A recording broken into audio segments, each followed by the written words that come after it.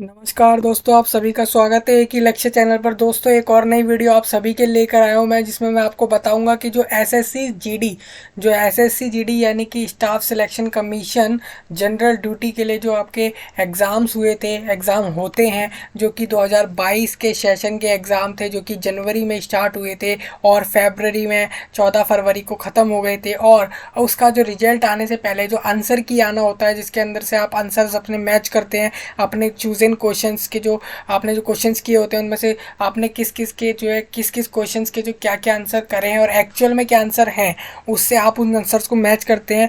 जो कि आंसर की में ऐसा नहीं होता है कि सारे आंसर सही हो। मोस्ट ऑफ द केसेस ऐसा होता है कि 99% आपके आंसर की जो है सही होती है।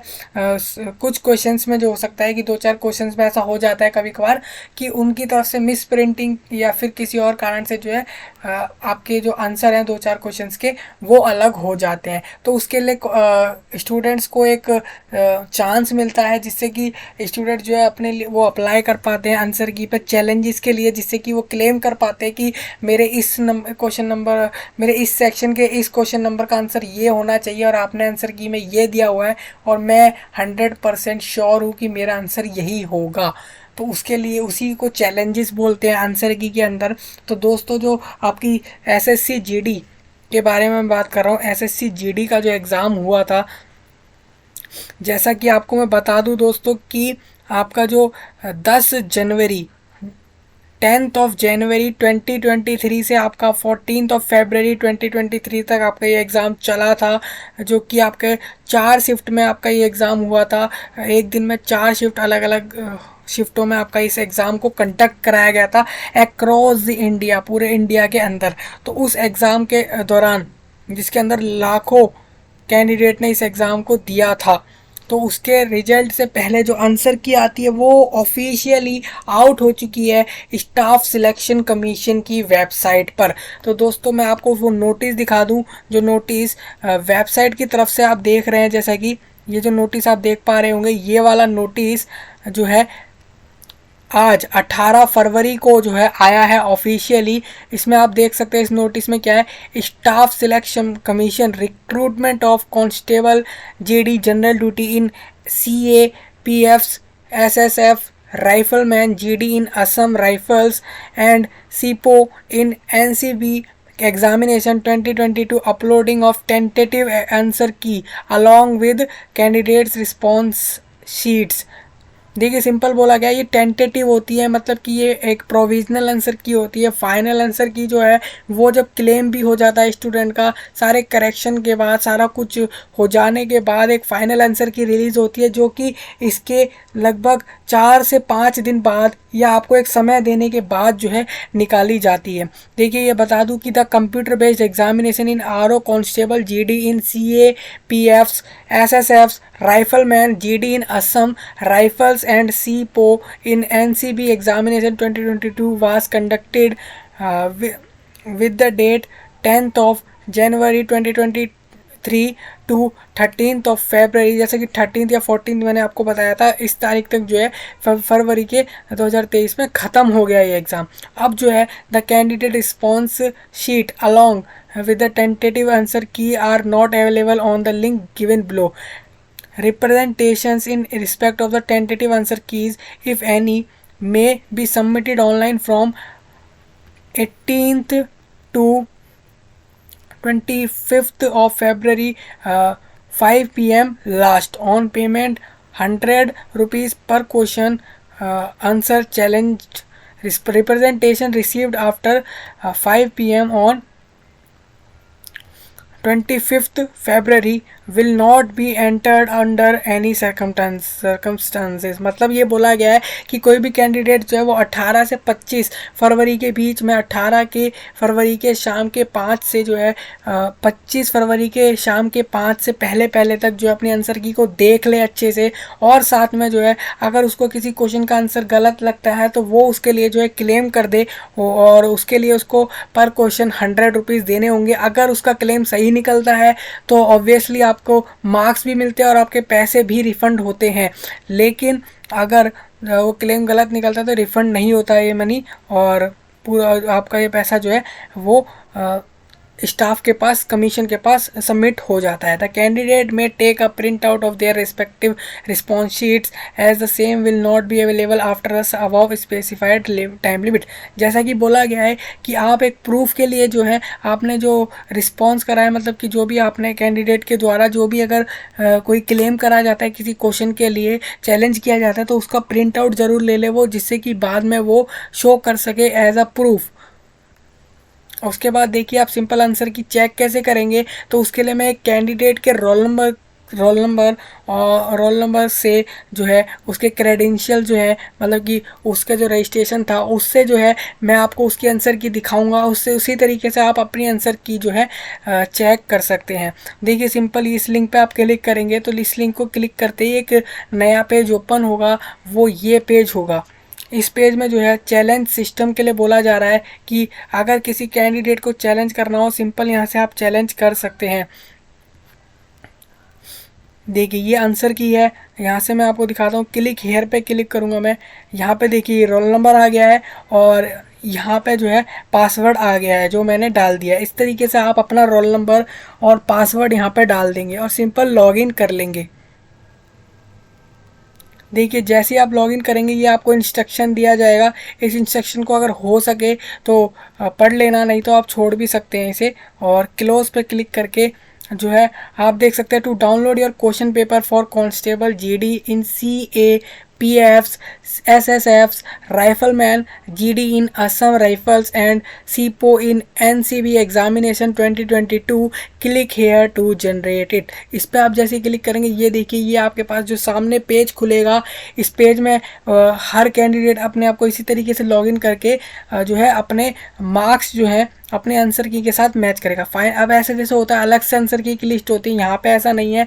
जैसा कि आप देख सकते हैं ये टिक जो लगे हुए हैं, ये टिक आपको बताएंगे कि सही आंसर कौन कौन से हैं, और साथ में ये वो वाले ऑप्शंस हैं जो कि कैंडिडेट के द्वारा चूज़ करे गए हैं। जैसे कि आप देख सकते हैं यहाँ पे चूज़ ऑप्शन 4, ये जो 4 ऑप्शन चूज़ करा गया है ये कैंडिडेट यानी कि जो राहत अब्बास नकवी जो कैंडिडेट थे, जिनका रोल नंबर ये आ रहा है सामने स्क्रीन में डिस्प्ले हो रहा है, और इन्होंने यहाँ पर जो अपना एग्ज़ाम दिया था IN digital zone IDZ Ramganga Vihar phase 2 में, जो कि 25 जनवरी 2023 को इन्होंने एग्ज़ाम दिया था। इनका एग्ज़ाम टाइम जो था वो सुबह के 11:45 से 12:45 तक था। सब्जेक्ट आप सबका जानते ही हैं, आप ये सब्जेक्ट है। इसी तरीके से आपका भी जो है इस तरीके से प्रोफाइल डिटेल आएगा जब आप लॉगिन कर लेंगे, और यहाँ पे क्वेश्चन नंबर्स आएंगे, ऊपर सेक्शन लिखा आएगा। जैसे कि यहाँ लिखा आ रहा है part A general intelligence and reasoning.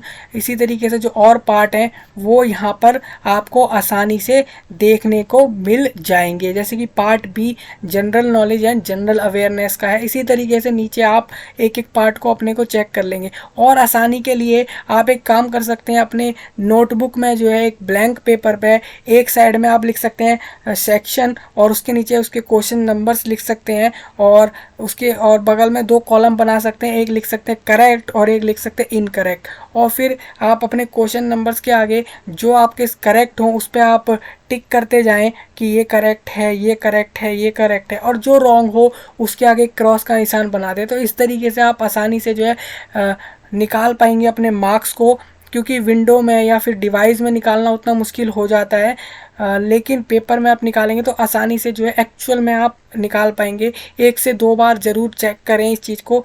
जब एक बार आप पूरा निकाल लें फिर दोबारा चेक करें सेम इसी चीज़ को कंफर्म करने के लिए, और जब 1 से 2 बार जब आप इस चीज़ को देख लें फिर उससे आप फाइनलाइज मार्क्स अपने निकाल सकते हैं। और अगर किसी क्वेश्चन के आंसर आपको लगता है कि नहीं ये आंसर जो है आंसर की में गलत दिया गया है, एक्चुअल में आंसर यही होगा जो मैंने करा है, या फिर ये नहीं होगा कोई और होगा, तो उससे किसी कैंडिडेट को शायद ही कुछ लेना देना होगा। जैसे कि मैं सपोज एक एग्जांपल लेता हूँ, क्वेश्चन नंबर 1 में एक्चुअल आंसर जो है 3 है और कैंडिडेट ने सेकेंड ऑप्शन चूज़ करा है और आंसर किए 4 दिया है, तो इसमें कैंडिडेट को क्लेम करने की ज़रूरत नहीं है, क्योंकि कैंडिडेट ने जो है सेकेंड चुना है और एक्चुअल में आंसर 3rd है, लेकिन आंसर की में 4 है। तो अगर 4 नहीं है और थर्ड है एक्चुअल में, और कैंडिडेट ने सेकंड चूज़ करा है, तो कैंडिडेट के तो कोई लेना देना है नहीं, क्योंकि कैंडिडेट का तो ऑब्वियसली गलत ही होना है कि वो क्लेम करके क्या करेगा। लेकिन ऐसे केस में जहाँ पे कैंडिडेट ने जो है सेकंड ऑप्शन चूज़ करा है और सेकंड ही करेक्ट निकल के आ रहा है, उसके सारे डेटा को जो है रीजनलाइज करने के बाद जब वो हर जगह चेक कर ले रहा है और चेक करके उसे यही पता लग रहा है कि उस क्वेश्चन का आंसर जो उसने करा है वो सही है, तो और आंसर की में गलत है, तो वो क्लेम भी कर सकता है। पर क्वेश्चन जो है उसको 100 रुपीज़ सबमिट करने होंगे कमीशन की वेबसाइट पे क्लेम करने के लिए। सिंपल। अब देखिए आप चेक कैसे करेंगे, जैसे कि आपको बता दूं कि जैसे पार्ट ए है, इसमें आप देखिए क्वेश्चन नंबर 1 का जो है कैंडिडेट ने चूज़ करा था ऑप्शन 4, और देखिए ये ऊपर स्टेटस लिखा आ रहा है कि उसने आंसर करा है किसी जिस चीज़ का जिस क्वेश्चन का आंसर उसने नहीं किया होगा वहाँ पे आंसर्ड की जगह अनआंसर्ड लिखा आएगा। अब देखिए यहाँ पर आंसर्ड लिखा है और चूज एन ऑप्शन 4 है और एक्चुअल आंसर भी 4 है, तो यहाँ पे जो मार्किंग स्कीम थी इस एग्ज़ाम की उसके हिसाब से इस क्वेश्चन के जिस क्वेश्चन पर क्वेश्चन करेक्ट मार्क्स जो थे उस हिसाब से कैंडिडेट अपने मार्क्स जो है एक पेपर में लिख ले या फिर वो अपने दिमाग में वो उस चीज़ को नोट करता रहे, प्लस करता रहे। इसी तरीके से जो है क्वेश्चन आईडी सेकंड में देख सकते हैं आप, इसमें उसने आंसर भी करा है और 4 ऑप्शन चूज़ करा है और एक्चुअल में भी 4 ही आंसर है, आप जैसा देख रहे हैं। तो इस तरीके से वो जो है अपने मार्क्स जोड़ता जाए। अब देखिए इस कैंडिडेट के जो है अभी यहाँ पे एक्चुअल में जो अभी दिख रहे हैं क्वेश्चंस उनके आंसर सही जा रहे हैं। अब इस तरीके से मैं आपको दिखाता हूँ। अब ये वाला देखिए, ये देखिए क्या लिखा है, not attempted and marked for review. आप एक बता दूं अगर आपको नहीं पता कि ये CBT एग्ज़ाम देते कैसे हैं, कंप्यूटर बेस्ड टेस्ट, तो एक चैनल पे वीडियो है, उस वीडियो को भी आज आप जाके देख सकते हैं, समझ सकते हैं कि कैसे जो है कंप्यूटर बेस्ड टेस्ट होता है। क्योंकि जब पहले अटैम्प्ट में लोगों को नहीं समझ आता, फिर 2-4 अटैम्प्ट बाद समझ आता है कि कैसे एग्ज़ाम ये देना होता है। तो यहाँ पे आप देख सकते हैं इसका स्टेटस क्या आ रहा है इस क्वेश्चन का, not attempted and marked for review. मतलब कि कैंडिडेट ने इस क्वेश्चन को अटैम्प्ट नहीं किया था और उसको सिलेक्ट किया था कि वो दोबारा इस क्वेश्चन को आके देखेगा और फिर इस पर चयन करेगा कि उसको कौन सा आंसर करना है, बट उसको शायद टाइम नहीं मिला होगा, तो इस वजह से वो जो है इस क्वेश्चन के आंसर को जो है नहीं कर पाया। तो ऐसे में उसको 0 मार्क्स अलॉट होते हैं ऐसे क्वेश्चंस के लिए, ना उसको कुछ नेगेटिव मार्क होता है और ना ही कुछ मार्क्स मिलते हैं।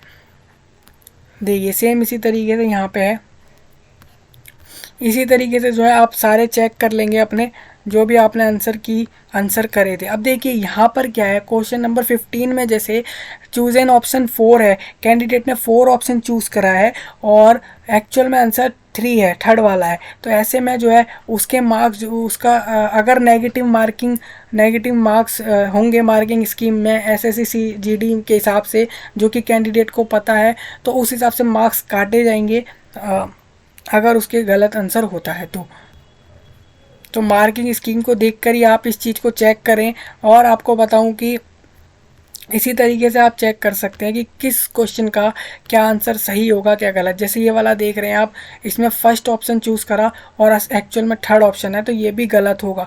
इस तरीके से सबसे पहले आप करेक्ट और रॉन्ग आंसर की एक लिस्ट बनाएं, उसके बाद जो है अपने मार्क्स को जो है जोड़ें, तो ये आसानी से डेटा कलेक्ट आसान होता है और आप एक्चुअल में जो है रिजल्ट आसानी से निकाल पाते हैं। देखिए यहाँ पे देखिए ऊपर क्या था, not answered and mark for review, और इस वाले क्वेश्चन में क्या है, नॉट आंसर्ड। तो आप समझ पा रहे होंगे इस वाले क्वेश्चन पे डायरेक्ट कैंडिडेट ने क्या करा होगा कि उस क्वेश्चन पे देखा उसने, उसको नहीं आया तो वो नेक्स्ट क्वेश्चन पे बढ़ गया, तो ऑब्वियसली वो जो क्वेश्चन का जो लोगो होता है वो रेड हो गया होगा, इसीलिए उसे नॉट आंसर्ड डिक्लेयर किया गया। सिंपल इस तरीके से आप चेक कर लेंगे। अब देखिए ये इस तरीके से अब 2 सेक्शन हो गए, पार्ट ए और पार्ट बी। इसी तरीके से पार्ट सी एलिमेंट्री मैथमेटिक्स का था SSC GD 2022 के अंदर, उसके हिसाब से फिर आप मैथमेटिक्स में भी सेम इसी तरीके से चेक कर लेंगे अपने सारे क्वेश्चंस के आंसर को। फिर पार्ट डी इंग्लिश को भी इसी तरीके से आपको चेक करना है, एंड देन जो आपका फाइनल पार्ट था, पार्ट डी, जो कि हिंदी का था, वो इस तरीके से आप जो है यहाँ से देखकर जो है चेक कर लेंगे। जैसा कि आप देख पा रहे हैं यहाँ से फिर ये सब चेक करने के बाद जब आपके मार्क्स सारे चेक हो जाएंगे, सब कुछ चेक हो जाएगा आंसर की से, उसके बाद जो है आप इस विंडो को क्लोज कर सकते हैं। और एक चीज़ और, इसका प्रिंट ज़रूर ले लें यहाँ से। प्रिंट लेने से ये रहेगा कि प्रिंट से आपके पास जो है सारी डिटेल्स जो है इस तरीके से जो है सेफ हो जाएंगी।